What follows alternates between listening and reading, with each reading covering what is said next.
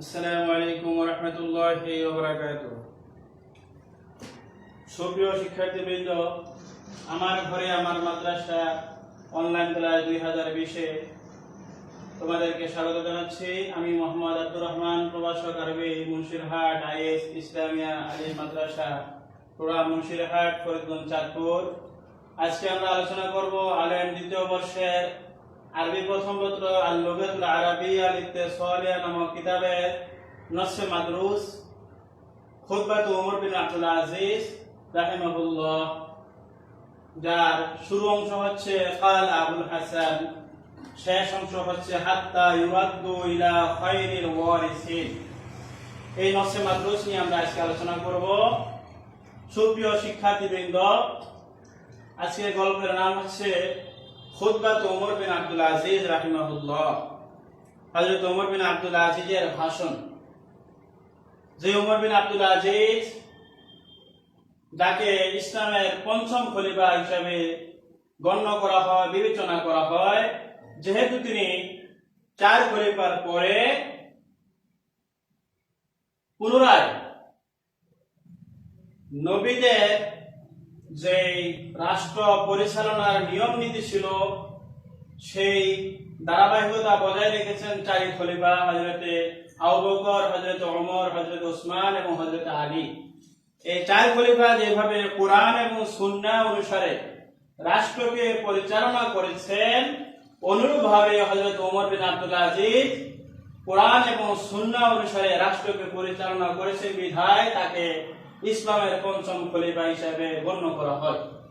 সে ওমর বিন আব্দুল আজিজ 61 হিজরিতে জন্মগ্রহণ করেন এবং তিনি 101 হিজরিতে ইন্তেকাল করেন। হযরত ওমর বিন আব্দুল আজিজ অত্যন্ত বিনয়ী ছিলেন, আল্লাহ ভীরু ছিলেন।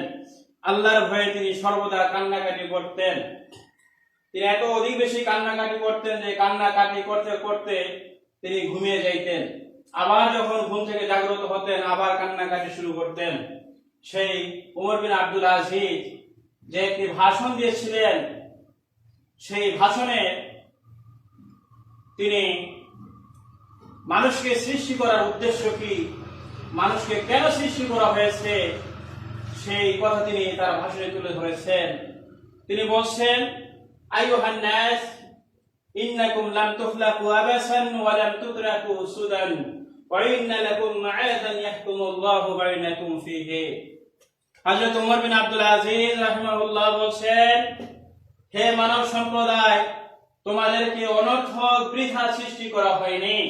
তোমাদেরকে আল্লাহ রাব্বুল আলামিন যে সৃষ্টি করেছেন, এই সৃষ্টি করার পিছনে একটি মহৎ উদ্দেশ্য আছে। সেই কথা তিনি তার ভাষণে তুলে ধরেছেন। তিনি বলছেন, আমাদেরকে স্মরণ করে দিচ্ছেন যে আমরা এই পৃথিবীতে আসছি, আবার এক সময় পৃথিবী থেকে চলে যাব এমন একটা জায়গার মধ্যে যেখানে কোনো বালিশ থাকবে না, যেখানে কোনো বিছানা থাকবে না, এমন একটি জায়গার মধ্যে আমাকে আর আপনাকে চলে যেতে হবে। ওইখানে আমার আর আপনার সকলের হিসাব আল্লাহ রাব্বুল আলামিন নেবেন। সুতরাং এই পৃথিবীতে আমরা যেহেতু আছি ততদিন আমরা কোরআন সুন্নাহ অনুসারে নিজেদের জীবনকে গঠন করব। এটাই হযরত ওমর বিন আব্দুল আজিজের ভাষণের মূল উদ্দেশ্য ছিল। তো প্রিয় শিক্ষার্থীবৃন্দ, তোমরা সবাই ক্লাসের দিকে মনোযোগী হও। আমরা ইনশাআল্লাহ এখন প্রশ্ন উত্তর নিয়ে আলোচনা করব। প্রশ্ন হচ্ছে, আলিফ নাম্বার, আইনা খাতাবা ওমর বিন আব্দুল আজিজ রাহিমাহুল্লাহ আল খুতবাত আল আখিরা ফিল হায়াত। হযরত ওমর বিন আব্দুল আজিজ তার জীবনের শেষ ভাষণ কোথায় দিয়েছেন? উত্তর হচ্ছে, খাতাবা ওমর বিন আব্দুল আজিজ রাহিমাহুল্লাহ আল খুতবাত আল আখিরা ফিল হায়াত বিখানাসিরাতা। আসল উত্তর হচ্ছে বিখানাসিরাতা মিন ইরাক আরব আশ-শাম। অর্থ হচ্ছে, হযরত ওমর বিন আব্দুল আজিজ তার জীবনের শেষ ভাষণ, যেই ভাষণের পরে তার পক্ষে আর ভাষণ দেওয়া সম্ভব হয়নি, অর্থাৎ তিনি ইন্তেকাল করেন। আর সেই ভাষণটা তিনি দিয়েছিলেন, কেউ বলছেন ইরাক, কেউ বলছেন আরব, কেউ বলছেন শাম। এই 3টি দেশের যেই কোনো একটি দেশ হবে, আর জায়গাটার নাম হচ্ছে খানাসিরা। ইরাক, আরব অথবা শাম দেশের খানাসিরা নামক স্থানে হযরত ওমর বিন আব্দুল আজিজ তার জীবনের শেষ ভাষণ দিয়েছিলেন। এই ভাষণের পরে তার পক্ষে আর ভাষণ দেওয়া সম্ভব হয়নি।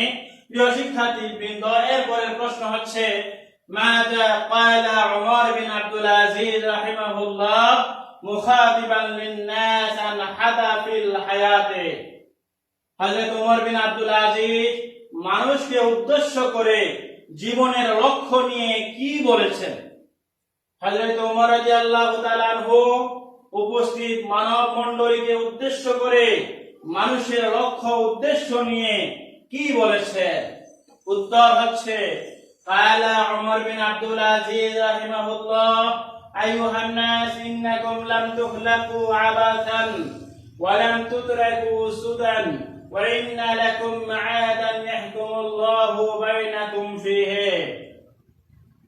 অর্থ হচ্ছে হযরত ওমর বিন আব্দুল আজিজ মানুষের জীবনের যে লক্ষ্য উদ্দেশ্য, সেই লক্ষ্য উদ্দেশ্য সম্পর্কে বলছেন, আইয়ুহান নাস, হে মানব মণ্ডলী, ইন্নাকুম লাম তুখলাকু আবাসান, তোমাদেরকে অনর্থক সৃষ্টি করা হয়নি, ওয়া লাম তুতরাকু সুদান, এবং তোমাদেরকে অনর্থক বৃথা বেফায়দা উদ্দেশ্যহীন ভাবে ছেড়েও দেওয়া হবে না। তোমরা এই পৃথিবীতে যে সকল কাজকর্ম করো সবকিছুর জবাব তোমাদেরকে এক সময় দিতে হবে। বলেছেন ওয়াইন্না লাকুম মা'আদান, এই দুনিয়ার পরে তোমাদের জন্য আরেকটি স্থান রয়েছে, যে স্থানে তোমাকে আর আমাকে যেতে হবে। ইয়াহকুমুল্লাহু বাইনাকুম ফীহি, আর সেখানে তোমার আর আমার হিসাব আল্লাহ রাব্বুল আলামিন যাররা যাররা পরিমাণ নেবেন, কাউকে ছাড় দেওয়া হবে না, কারো প্রতি জুলুমও করা হবে না। সুপ্রিয় শিক্ষার্থীবৃন্দ, এরপরের প্রশ্ন হচ্ছে মান খাবা ওয়া খাসিরা, কারা অকৃতকার্য হবে এবং কারা ক্ষতিগ্রস্ত হবে? উত্তর হচ্ছে মান খারাজা মিন রাহমাতিল্লাহ আল্লাতী ওয়াসিআত কুল্লা শাইইন ওয়া হুরিমা জান্নাতান আরদুহা আস-সামাওয়াতু ওয়াল আরদু। প্রশ্ন হচ্ছে কারা অকৃতকার্য হবে, কারা ক্ষতিগ্রস্ত হবে? উত্তর হচ্ছে ক্ষতিগ্রস্ত এবং অকৃতকার্য তাই হবে মান খারাজা মিন রাহমাতিল্লাহ, যারা আল্লাহর রহমত থেকে বের হয়ে গেছে, যারা আল্লাহর রহমত পাওয়ার উপযোগী কোনো কাজ করে নাই।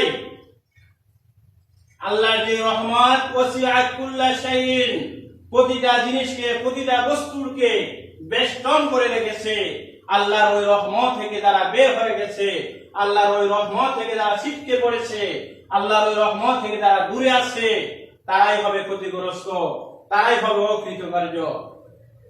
ওয়া হুরিমা জান্নাতান আরদুহা আস-সামাওয়াতু ওয়াল আরদু, এবং যারা আল্লাহর ওই জান্নাত, যেই জান্নাতের প্রশস্ততা হচ্ছে আসমান আর জমিন ব্যাপী, যে জান্নাত আল্লাহ রাব্বুল আলামিন তৈরি করেছেন মুত্তাকিদের জন্য, ওই জান্নাত লাভ থেকে যারা বঞ্চিত হবে, তারাই হলো সত্যিকারে ক্ষতিগ্রস্ত এবং অকৃতকার্য। সুপ্রিয় শিক্ষার্থীবৃন্দ, আজকে শেষ প্রশ্ন হচ্ছে লিমানিল আমানু গাদান, কাদের জন্য আগামীর নিরাপত্তা, কাদের জন্য পরকালের নিরাপত্তা, কাদের জন্য ভবিষ্যতের নিরাপত্তা? অর্থাৎ কারা পরকালে সুখে থাকবে, শান্তিতে পাবে, কারা জান্নাতে প্রবেশ করতে পারবে, এই সম্পর্কে প্রশ্ন করা হয়েছে। উত্তর হচ্ছে ইন্নাল আমানা গাদান লিমান ইয়াখাফুল ইয়াওমা ওয়া বা'a কালিলান বিকাসিরিন ওয়া ফানিয়ান বিবাকিন। উত্তর হচ্ছে পরকালের নিরাপত্তা, পরকালের সুখ শান্তি আরাম আয়েশ অর্থাৎ সফলতা জান্নাত তাদেরই জন্য লিমান ইয়াখাফুল ইয়াওমা, যারা আজ বর্তমান এই পৃথিবীতে আল্লাহকে ভয় করবে এবং আল্লাহকে ভয় করে কাজকর্ম করবে, ওয়া বা'a কালিলান, এবং যারা এই পৃথিবীতে বিক্রি করে দিবে স্বল্পকে বিকাশিরিন, অধিকের বিনিময়ে। এই পৃথিবীতে আমরা যত কিছু ভোগ করি সবকিছু পরকালের তুলনায় হচ্ছে সামান্য, নগণ্য, তুচ্ছ, আর পরকালের সবকিছু হচ্ছে অফুরন্ত, অধিক, অসীম। আল্লাহ রাব্বুল আলামিন পরকালে মুমিনদেরকে, মুত্তাকিদেরকে যে নিয়ামত দিবেন, সেই নিয়ামত এই দুনিয়ার সবকিছুর তুলনায় অধিক হবে। ওয়া ফানিয়ান বিবাকিন, এবং যারা এই পৃথিবীর মধ্যে স্থায়ী জিনিসের পরিবর্তে অস্থায়ী জিনিসকে তারা বিনিময় করবে, অর্থাৎ এই দুনিয়ার সবকিছুই ধ্বংসশীল, ধ্বংস হয়ে যাবে, আমরাও ধ্বংস হয়ে যাবে। কুল্লু মান আলাইহা ফান ওয়া ইয়াবকা ওয়াজহু রাব্বিকা যুল জালালি ওয়াল ইকরাম। এই পৃথিবীর কোনো কিছু স্থায়ী নয়, সবকিছু অস্থায়ী, সবকিছু এক সময় ধ্বংস হয়ে যাবে, কিন্তু পরকাল এটা চিরকাল থাকবে, এটা কোনো শেষ নাই।